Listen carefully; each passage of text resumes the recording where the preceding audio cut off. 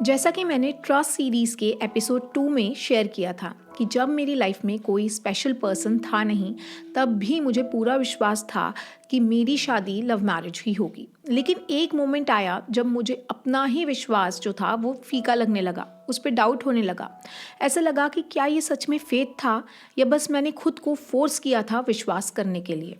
बहुत बार ऐसा होता है कि हम अंदर से ट्रस्ट करने की कोशिश कर रहे होते हैं, लेकिन दिल के किसी कोने में एक आवाज़ होती है कि ये सब बस दिखावा लग रहा है। ऐसा लगता है कि हम अपने आप को कन्विंस कर रहे हैं, लेकिन अंदर से वो नेचुरल सर्टेनिटी महसूस नहीं हो पाती, अंदर से वो विश्वास नहीं आ पाता। सो अगर आप भी ब्लाइंड होप और रियल फेथ के बीच अटके हुए हैं, यानी कि कभी तो आपको लग रहा है कि आपका विश्वास बहुत ही सर्टेन है, ऐसा होकर रहेगा, और कभी आपको लग रहा है कि ये विश्वास नकली है, ये मैं ज़बरदस्ती फोर्स कर रही हूँ, तो ये वीडियो आपके लिए है। क्योंकि इस वीडियो में बहुत बारीकी से मैं आपको समझाने वाली हूँ कि कब आप रियल फेथ में होते हैं और कब आप ब्लाइंड होप में होते हैं, और कैसे अपने ब्लाइंड होप को रियल फेथ में कन्वर्ट कर सकते हैं अपने इम्पॉसिबल लव को सिर्फ 90 दिन में मैनिफेस्ट करने के लिए। आज की वीडियो में मैं आपको बताऊंगी कि फॉल्स होप और रियल फेथ के बीच का असली फ़र्क क्या है और कैसे आप फोर्स्ड ट्रस्ट से निकल के ट्रू ट्रस्ट में जा सकते हैं।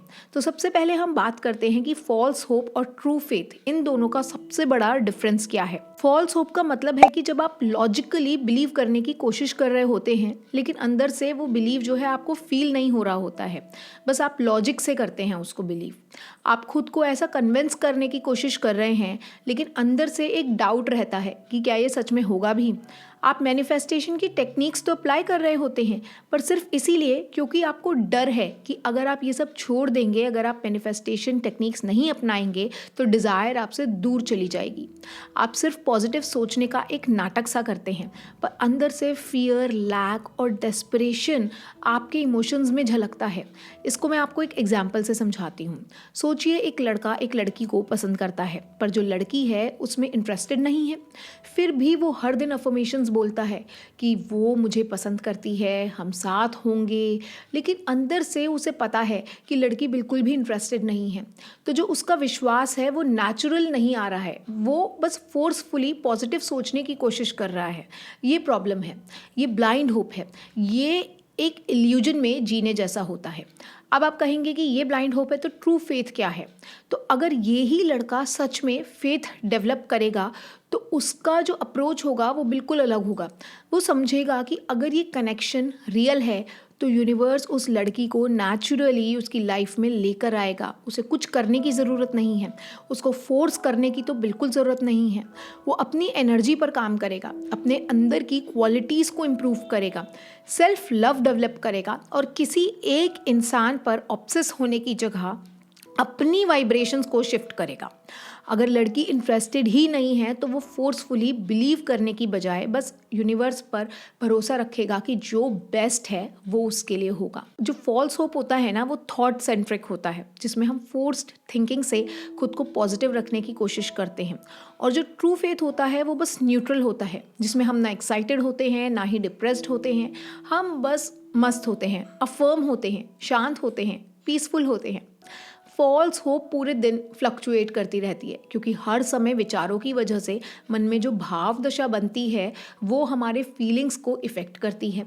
तो पॉजिटिव सोच से हम हाई वाइब्स में चले जाते हैं और नेगेटिव सोच से हम लो वाइब्स में चले जाते हैं। तो जो फॉल्स होप है ना, वो हमें हमेशा पॉजिटिव और नेगेटिव के बीच में एक बॉल की तरह यहाँ से वहाँ करती रहती है। लेकिन जो ट्रू फेथ है उसमें आपकी रियलिटी जो भी हो उससे आपको कोई फ़र्क नहीं पड़ता, क्योंकि आपको पता होता है कि ये रियलिटी एक ट्रांजिट है।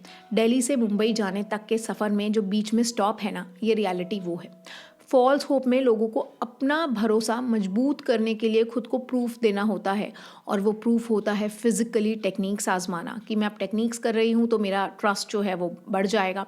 घंटों स्क्रिप्टिंग करना, अफर्मेशंस बोलते रहना, ये सब।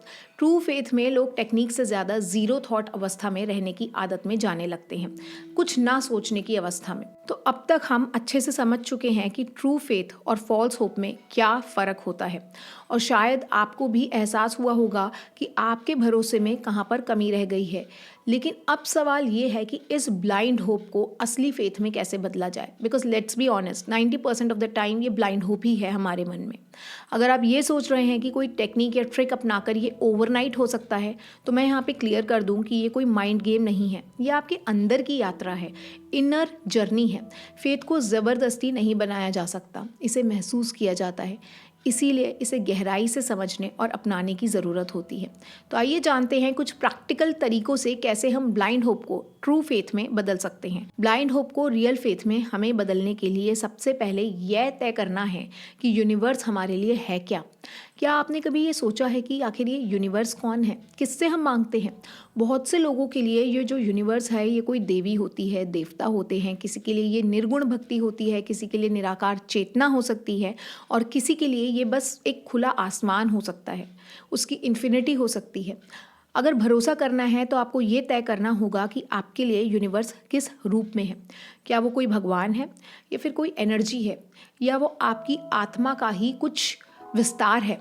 जिस पर भरोसा करना है पहले उसे माना जाता है। जैसे कि मैथ्स में अलजेब्रा के क्वेश्चंस जब हम सॉल्व करते हैं तो उसमें हम सबसे पहले suppose x is equal to करते हैं, यानी कि पहले मान लेते हैं और फिर मानने के बाद हमारे पास एक आंसर आता है। वैसे ही यूनिवर्स पर भरोसा करने के लिए आपको उसे पहले मानना होगा, उसे स्वीकार करना होगा। तो सबसे पहला स्टेप तो ये है कि अपने लिए आप यूनिवर्स की पहचान करें, आपके लिए यूनिवर्स क्या है। क्योंकि जब तक आप ये तय नहीं करेंगे कि यूनिवर्स आपके लिए कौन है, तब तक भरोसा पूरी तरह आ नहीं सकता। हो सकता है किसी के लिए हनुमान जी हों, किसी के लिए कृष्ण हों, किसी के लिए राम जी हों, लेकिन ये आप ही को डिसाइड करना है कि आपका यूनिवर्स क्या है। क्या वो भगवान है, क्या वो एनर्जी है, क्या वो आपके गुरु हैं, या फिर वो बस एक खुला आसमान है। ये आपको सबसे पहले डिसाइड करना है। फिर आपको अपने भरोसे की प्रैक्टिस करनी है, यानी अपने प्रेजेंट मोमेंट को एक्सेप्ट करना सीखना होगा।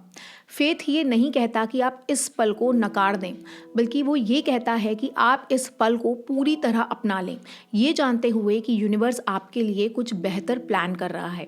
आज अगर कुछ बेहतर नहीं भी हो रहा तो ये यूनिवर्स का गिफ्ट है आपके लिए। आपको ये समझकर जब आप अपनी प्रेजेंट रियलिटी को एक्सेप्ट करते हैं तब आपका ट्रस्ट यूनिवर्स पर और बढ़ता है, और ये ही ट्रस्ट आपकी डिज़ायरेबल रियलिटी आपकी लाइफ में लेकर आता है। इस एक्सेप्टेंस की प्रैक्टिस करने के लिए हर दिन आप खुद से अफर्मेशन बोल सकते हैं आंखें बंद करके कि I trust the process of universe, it has better plans for me than I do for myself. जब भी आपको लगे कि चीज़ें आपके फेवर में नहीं हैं, जब भी शक आने लगे कि क्या ये सच में मेरी मैनिफेस्टेशन होगी, तब आपके अंदर आपको इस अफर्मेशंस को याद रखना है, बार बार बोलना है। फेथ तब आता है जब आप रेजिस्टेंस छोड़ देते हैं, मतलब चीज़ों को ज़बरदस्ती बदलने या उसे कंट्रोल करने की कोशिश आप जब छोड़ देते हैं। यूनिवर्स का काम यूनिवर्स को करने दें और ख़ुद को बस उस फ्लो में लेकर आएँ कि मैं तो बस अपना प्रोसेस एंजॉय कर रही हूँ, बाकी सब यूनिवर्स देख रहा है। फिर अपने मन को पूरी तरह शांत रखें, ज़ीरो थॉट स्टेट में जाएं। अफर्मेशंस बोलने के बाद आप सीधा अपनी आंख बंद कर सकते हैं और गहरी सांस लें। मन में चल रहे विचारों को बस आते हुए जाते हुए साक्षी भाव से उन्हें देखें, उन्हें पकड़े नहीं। ध्यान दें कि जब आप पूरी तरह शांत होते हैं तभी यूनिवर्स से आपका गहरा कनेक्शन बनता है। इसीलिए थॉट्स को बस देखना है, उनके बारे में और नहीं सोचना है। जब आप ज़ीरो थॉट स्टेट में चले जाते हैं ना, तो आपका मन और यूनिवर्स एक ही फ्रीक्वेंसी पर आ जाते हैं। ये ही वो समय होता है जब रियल नोइंग होती है। तब आपको भरोसा करने की ज़रूरत नहीं पड़ती, भरोसा अपने आप आ जाता है। ये एफर्टलेस और फ्लॉलेस बन जाता है। अगर आपको ज़ीरो थॉट स्टेट में जाना नहीं आता तो मेरी मैनिफेस्टेशन मास्टरी कोर्स में मैंने इसे डिटेल में समझाया है, जहां आप सही तरीके से मैनिफेस्टेशन के लिए अपने मन को तैयार कर सकते हैं। आप इंटरेस्टेड हैं तो उसका लिंक प्लीज़ डिस्क्रिप्शन बॉक्स में ज़रूर देखें।